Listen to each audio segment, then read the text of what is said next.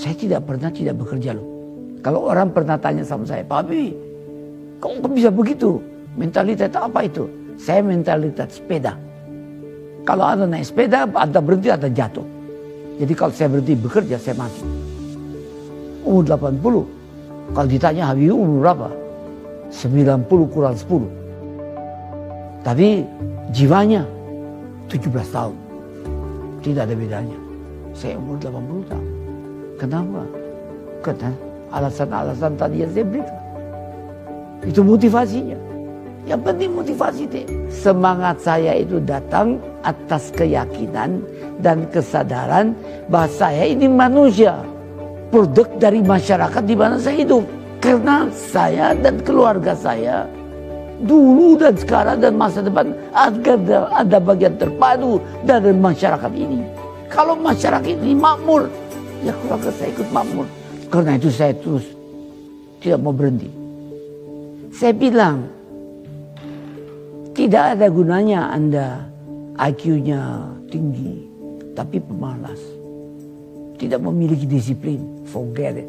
Yang penting adalah Anda sehat, mau berkorban untuk masa depan yang lebih cerah. Dan Anda konsisten, bekerja keras, berdisiplin. Saya bersyukur. Sejak saya lahir sampai sekarang, saya mampu membuat sinergi positif antara elemen agama, budaya, dan pengertian ilmu pengetahuan dan teknologi. Saya bersyukur bisa menyelesaikan semua masalah-masalah yang saya hadapi. Masalah dengan halal. Dan terasa orang sekitarnya ikut menikmatinya. Itu filsafat yang diberikan oleh ayah saya. Jadilah mata air yang jernih, yang memberikan kehidupan kepada sekitarmu.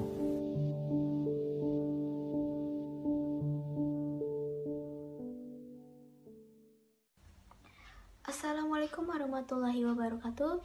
Yang terhormat Bapak Acep Roni Hamdani MPD selaku dosen mata kuliah Pendidikan Pancasila dan teman-teman saya yang saya banggakan. Puji syukur marilah kita panjatkan kepada Allah Subhanahu wa taala, tak lupa sholawat serta salam kepada Baginda Muhammad Shallallahu alaihi wasallam. Pada kesempatan kali ini kami dari kelompok 1 akan menjelaskan fungsi dan peran Pancasila sebagai aliran filsafat. Perkenalkan, saya Resti Hanasyadiah dengan nomor NIM 205060131. Di sini saya akan menjelaskan pengertian filsafat yang dibagi menjadi 5, yaitu yang pertama ada informal. Informal adalah sekumpulan sikap dan kepercayaan terhadap kehidupan dan alam yang biasanya diterima secara tidak kritis. Contohnya seorang filosof yang memiliki pertanyaan pada sesuatu dan ia akan mempertanyakan lagi sesuatu tersebut dengan cara sistematis dan terarah. Sifatnya biasanya empiris. Yang kedua ada formal. Formal adalah suatu kritik atau pemikiran terhadap kepercayaan dan sikap yang dijunjung tinggi. Filsafat formal ini biasanya digunakan untuk mengetahui pengetahuan itu sendiri. Yang ketiga adalah komprehensif. Komprehensif adalah usaha untuk mendapatkan gambaran secara yang dimaksud ini adalah sesuatu cara berpikir yang mengkaji segala sesuatu dan menyeluruh sehingga tidak terdapat lagi bagian yang tersisa atau yang tertinggal. Oke, yang keempat adalah linguistik. Linguistik adalah analisa logis dari bahasa serta penjelasan arti kata dan konsep. Jadi, ilmu ini menyelidiki kodrat dan kedudukan bahasa. Yang kelima adalah aktual dan fundamental. Aktual dan fundamental adalah kumpulan problematika yang langsung mendapat perhatian manusia dan dicarikannya jawaban oleh ahli filsafat. Apa Pancasila dikatakan sebagai sistem filsafat? Yang pertama adalah dalam sidang BPUPKI 1 Juni 1945, Soekarno memberi pidatonya dengan judul Philosophic Groundslug daripada Indonesia Merdeka. Filosofi Groundslug ini pada mulanya rumusan Pancasila yang bukan rumusan ideologi, apalagi rumusan agama. Yang kedua adalah Pancasila sebagai Weltanschauung atau pandangan hidup yang bersifat praktis. Artinya, nilai-nilai Pancasila merupakan sesuatu yang telah ada dan berkembang di dalam masyarakat Indonesia. Contohnya pada sila ke-1, seperti manusia beriman dan meyakini adanya Tuhan. Baik, materi selanjutnya akan dibacakan oleh Nidia dan Sri Rahayu. Dipersilahkan kepada Nidia dan Sri Rahayu. Bismillahirrahmanirrahim. Assalamualaikum warahmatullahi wabarakatuh. Izin memperkenalkan diri, nama saya Sri Rahayu Rizawanti dengan NPM 205060152. Di sini saya akan menjelaskan tentang bukti Pancasila sebagai sistem filsafat. Yang pertama, Pancasila sebagai sistem filsafat, bagian-bagiannya saling melengkapi dan tidak bertentangan, serta mempunyai kedudukan dan fungsi masing-masing. Nah, percaya nggak kalau misalkan Pancasila ini tidak saling bertentangan, justru malah saling berkaitan? Kita buktikan ya. Kita ambil dari contoh dari sila kedua. Nah, sila kedua ini adalah kemanusiaan yang adil dan beradab. Nah, sila kedua ini didasari oleh sila pertama, yaitu ketuhanan yang Maha Esa. Nah, lalu dijiwai dengan sila ketiga, yaitu persatuan Indonesia. Jadi adanya rasa persatuan dan kesatuan gitu.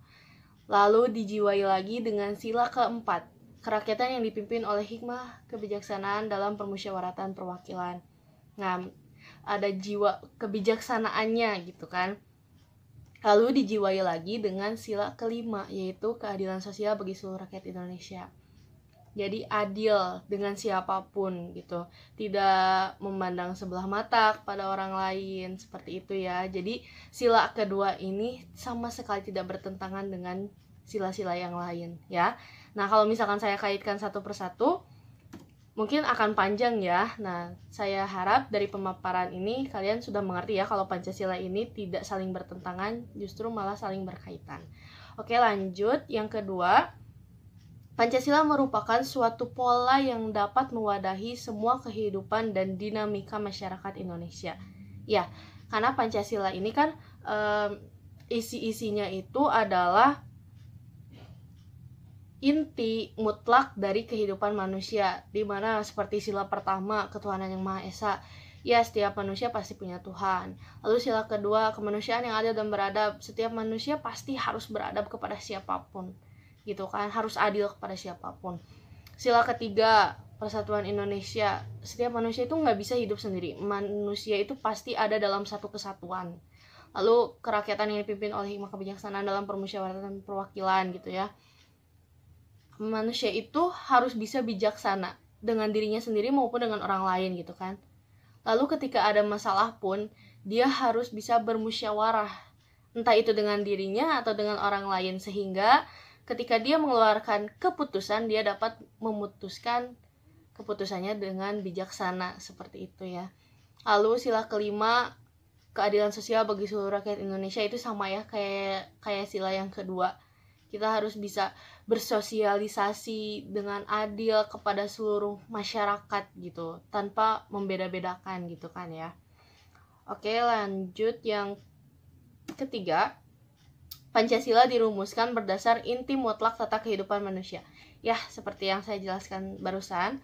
Lalu yang keempat, Pancasila bermula dari hasil pemikiran tokoh-tokoh pendiri negara dan dibuktikan kebenarannya melalui diskusi dan dialog panjang dalam sidang BPU PKI hingga pengesahan oleh PPKI.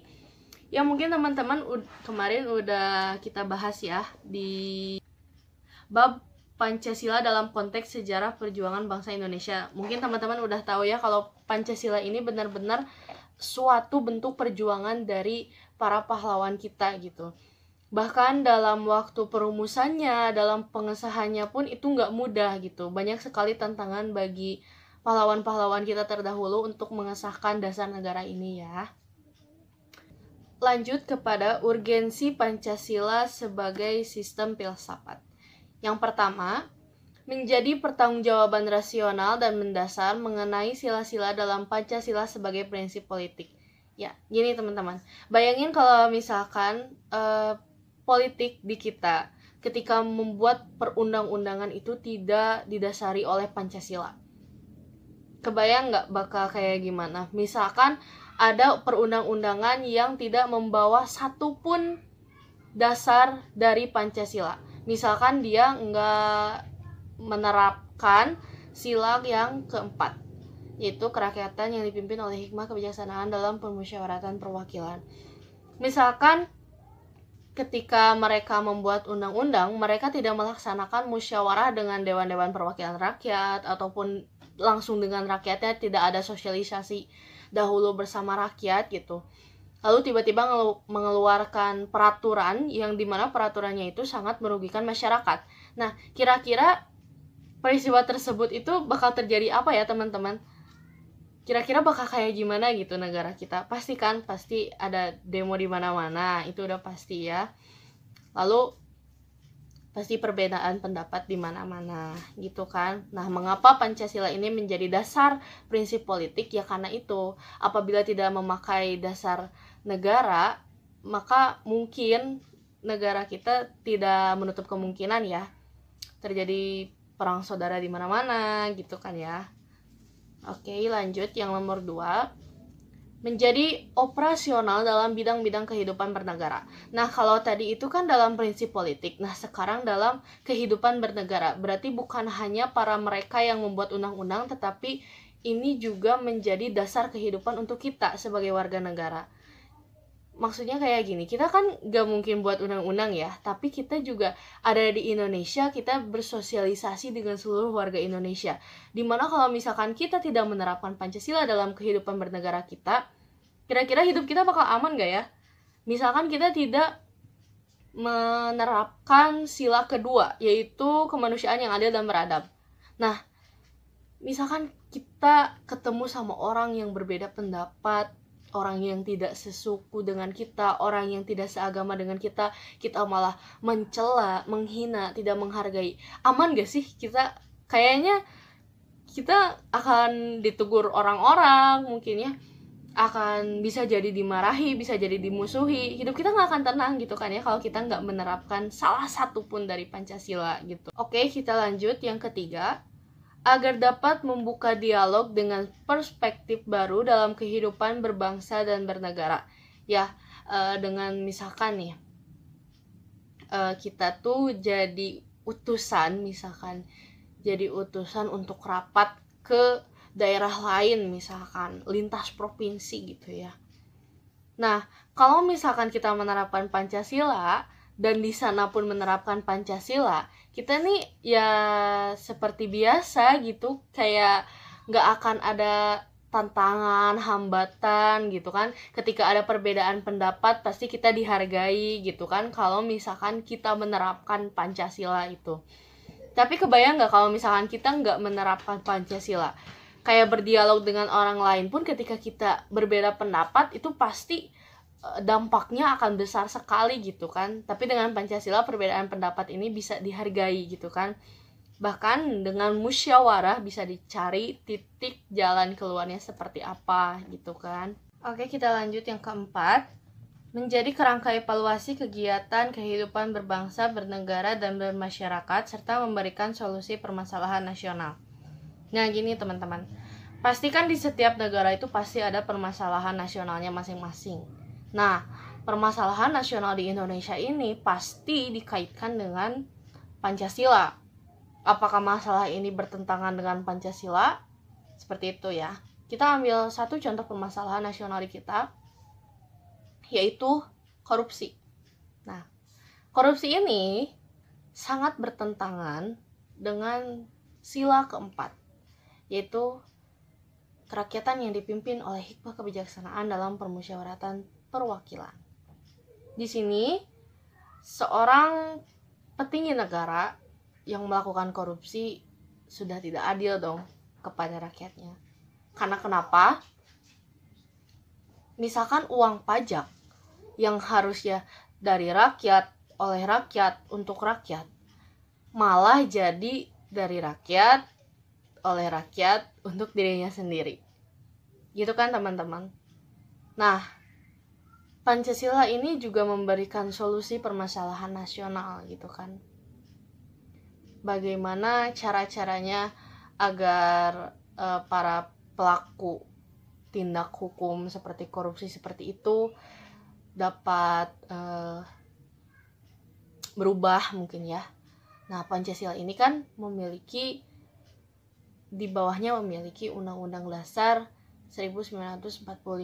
Nah, dalam undang-undang tersebut terdapat peraturan-peraturan yang apabila dilanggar sudah ada hukuman-hukumannya.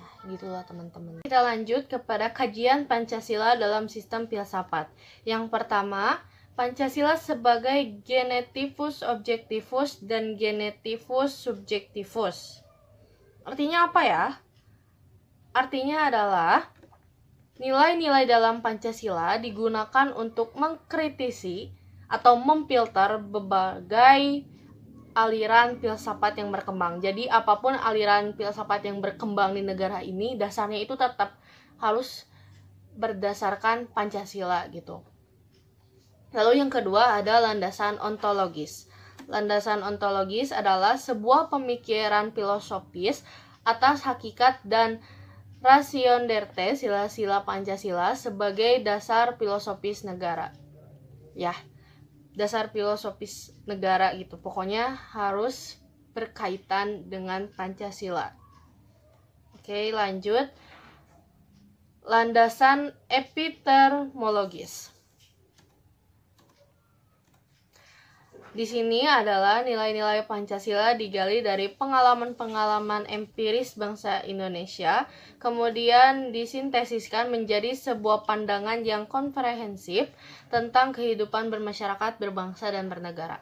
Ya, seperti yang tadi udah saya jelaskan, kalau misalkan Pancasila ini adalah bukti, salah satu bukti dari perjuangan bangsa Indonesia, gitu ya teman-teman. Lalu ada landasan aksiologis. Nah, kalau aksiologis ini merupakan cabang filosofi yang berhubungan dengan penelitian tentang nilai-nilai. Sudah pasti ya, Pancasila ini punya banyak nilai-nilainya, punya banyak makna-maknanya dalam kehidupan bangsa Indonesia. Begitu teman-teman.